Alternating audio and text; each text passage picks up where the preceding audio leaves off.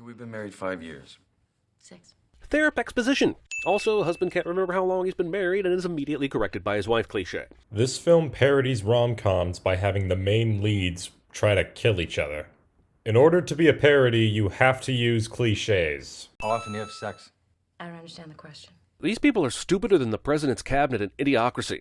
Or in 2020. Also, this is a pretty hilarious exchange, given that this movie is credited with an affair that ended Braniston. Or was it Jennifer? Anyway, it ended a romantic Hollywood romance because of an alleged affair, so the answer to the question here is probably, technically, a whole f***ing lot. Or, in whose trailer are you talking about?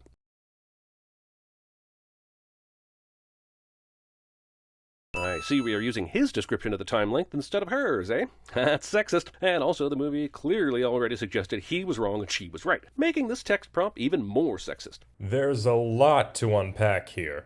First of all, going with John's guess of how long they've been married is not sexist. Sexist is a gender-neutral term, so if they went with Jane's guess, you could make the same argument. Second, this isn't John's description of the events. It's both of their descriptions. See, we've been married 5 years. 6. 5-6 years.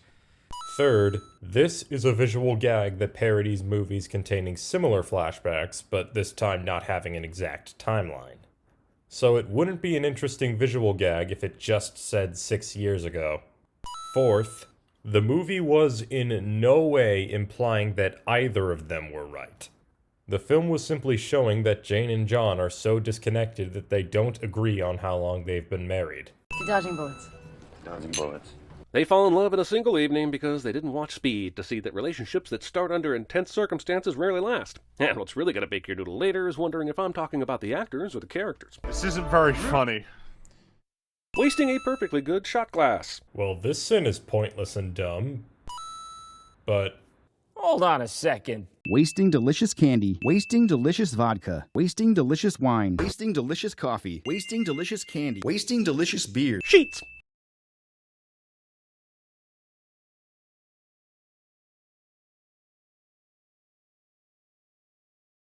Suddenly we're in New York, which is fine, but I have no idea how much time has passed. You don't need to know how much time has passed, but if you really want to know, Eddie later says that they've only known each other for 6 weeks. Stop!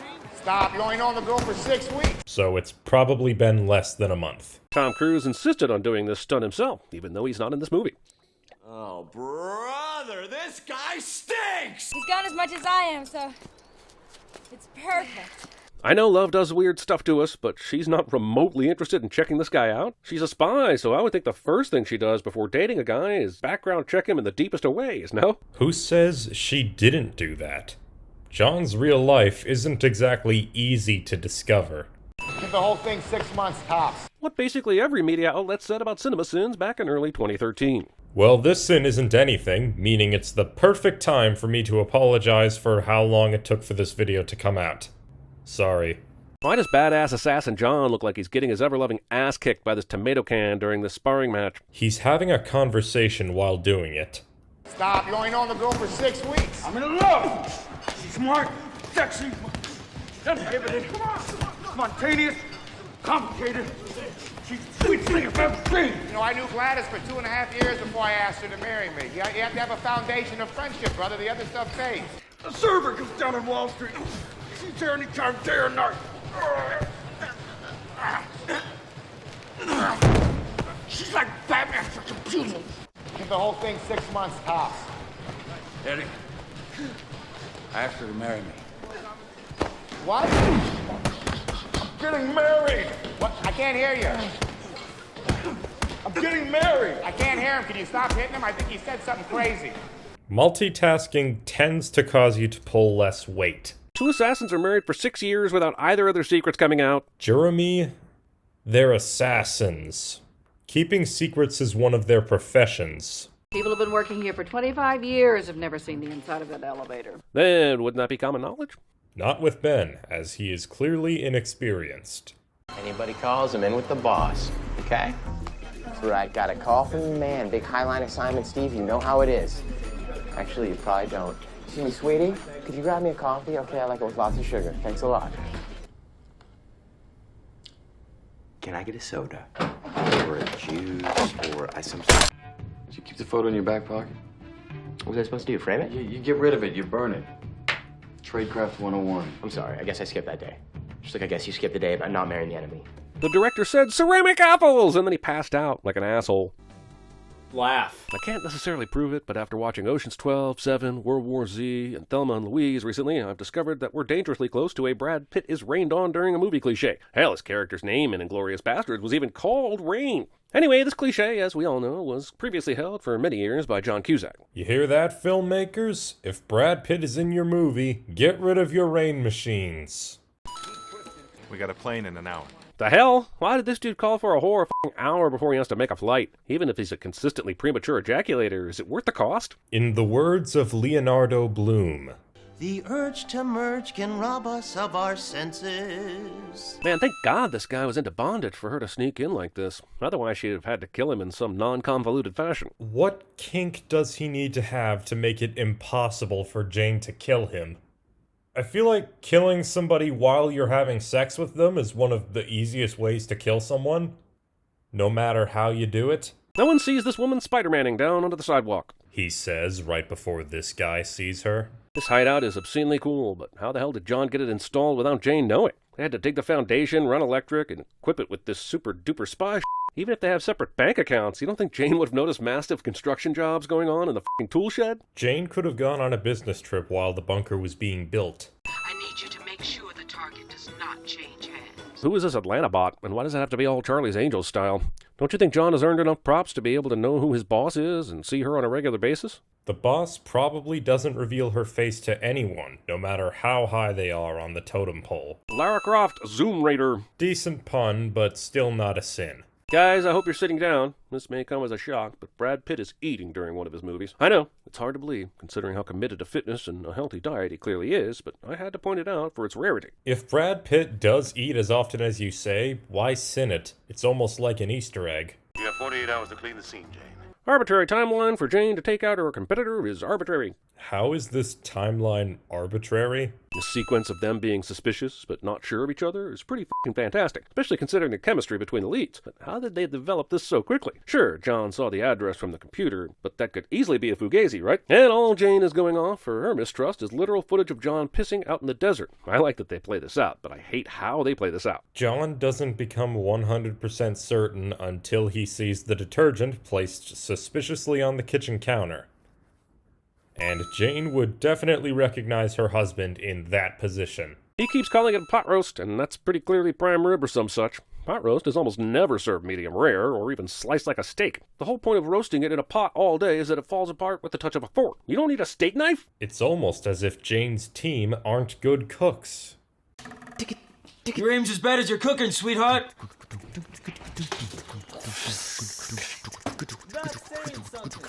I never really liked your cooking. It's not your gift. Baby, I've never cooked a day in my life. I tempt girls cooked. Dude, I know you're trying to prove she was the other killer, but there's no need to waste an entire bottle of good wine for it. I know it's a joke, but it's still not a sin. What was Jane's plan for tonight? She acted all cagey with the food and left out all the poisonous shit for John to see, but was she really planning on killing him? Jane put detergent in John's drink, so she was definitely planning on killing him. If not, how would she have figured out whether or not he was the other party in the desert? She already knew he was the other party. So Johnny went to Vince Vaughn's house to hide out, but Jane went to her office, where he definitely already knows the address and The office is incredibly secure. You don't love him. The assassins don't need spouses for a cover story. They married because, at least originally, they were in love, right? Yes. Jane is just telling herself the opposite so that it's easier to kill John. This is funny and all, but if the blanket smells rank, so does the couch and the pillow, dog. I've had blankets that smell bad on a bed that smells fine. What is this? And why does it take 3 of you to review this f***ing wedding video? Not to mention how you found it so fast. They were searching the room, one of them found the wedding video, put it on, and they all got distracted. Also, found it so fast?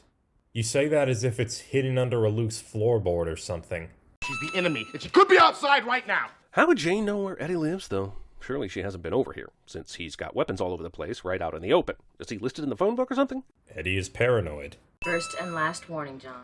Get out of town. Weird! He told her to get out of town. So apparently they do love each other enough to not want to see the other one die, but they both value their own lives and careers above that. Yeah, that's the point of this scene. Sure, it's subterfuge, but the f*** is this food truck supposed to be? It's named United Fried Chicken, but they list all the other shit below like burgers, steak, fish, and all kinds of shit. If you have a fried chicken truck, you should only do fried-ass chicken. Otherwise, you know it's a front for an assassin outfit. Just because a food place is named after a specific food item doesn't mean it only sells that particular item. After all, Pizza Hut doesn't only sell pizza. He's mad because his wife tried to kill him, so he thinks, even though he dared her to, and even though it was her employee that pushed the button. John doesn't have a way of knowing who pushed the button. He can only hear Jane and not see her. This is security. There seems to be a problem with your elevator, sir. Do you want an engineer to come up and see what the problem is? Take your time. I'm really quite comfortable. Are you really comfortable? Jane? Is that you, sweetheart? Crocodile tear. Drawing firearms before the appetizer course.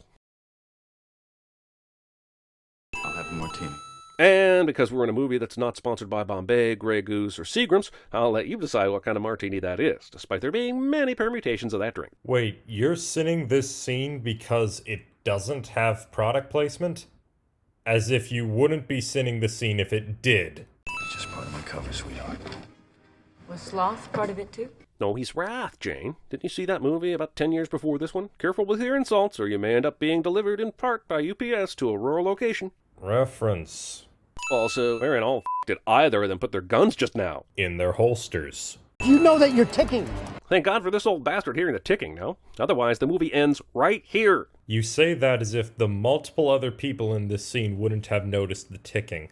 Hey, why are they both going to their house? This sets up a great sequence, don't get me wrong, but what's the end game here? They're gonna have a shootout in the f***ing suburbs? Seriously, Jane should go back to her posse and regroup, right? And John should head over to Eddie's for artillery if they're gonna really have this out. The 48 hours are almost up. They're going to the house so that they can shoot each other and hope for the best without any witnesses. The scene where they shoot up their own house is f***ing awesome, and I will go ahead and remove one sin for it. Very good. What he said. But also, they both shoot like stormtroopers throughout this entire scene. Throughout this entire scene, John and Jane are in the dark, shooting at moving targets and shooting through walls. I'd be surprised if one of them got a kill shot. So, Express Yourself plays under this scene of these two finally fighting hand-to-hand, and it's uncomfortable. They have pent-up aggression from their marriage, but they are now acting out because of the assassin thing, thus conflating the emotional marriage baggage with the employment baggage of being hit persons. That's the point. Murder sex! Angelina is indeed the bone collector. It doesn't count as murder sex if there's no murder. Whoever is in charge, father probably, sends Vince Vaughn kill orders for both Jane and John Smith, suggesting some kind of surveillance into their home to know they quit fighting and started f***ing. And that's a violation of their privacy, man. Or the hit was sent out because the 48 hours were up, and neither team received a kill report. Also, I can hear some background noise that sounds like typing. Kill orders for both Jane and John Smith. Kill orders for both Jane and John Smith. This movie's fun. It's right on that line between action, romance, and comedy, and I haven't enjoyed a movie like that since, Speed. Very good. What he said. I'm not the target, you are. And I keep this picture of you two walking together in my pocket at all times, because what else am I supposed to jerk off to while I've been in prison? Jeremy, the movie literally explains why he still has the picture in this scene. Did you keep the photo in your back pocket? What was I supposed to do, frame it? You get rid of it, you burn it. Tradecraft 101. I'm sorry, I guess I skipped that day. Just like I guess you skipped the day about not marrying the enemy. He clubs these dudes with a huge wrench and their bodies fall to the floor, but he's concerned about not dropping the light because I guess the movie's saying no one can hear the bodies hit the floor. Metal is louder than a body.